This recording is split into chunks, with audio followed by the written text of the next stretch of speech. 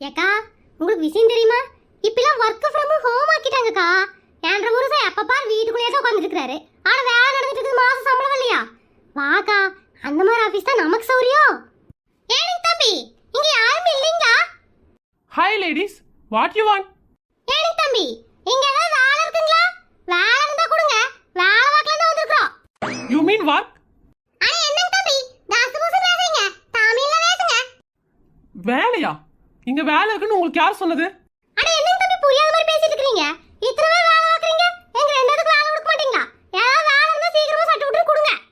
இல்லம்மா, நீங்க தப்பான அட்ரஸ்க்கு வந்திருக்கீங்கன்னு நினைக்கிறேன். இங்கெல்லாம் வந்து வேலை எல்லாம் கொடுக்க மாட்டாங்கம்மா. ஐயோ, உங்களுக்கு என்ன விஷயமே புரியல. ஆமா, நீங்க என்ன இந்த கம்பெனி ஓனருங்களா இல்ல வேலைக்கு இருக்கீங்களா? ஏமா எல்ஐசி ஓனர் எல்லாம் நேர்ல பார்க்க முடியுமாமா? நான் வேலைக்கு தாமா இருக்கிறேன். அப்புறம் நீங்களே வேலைக்கு இருக்கீங்க,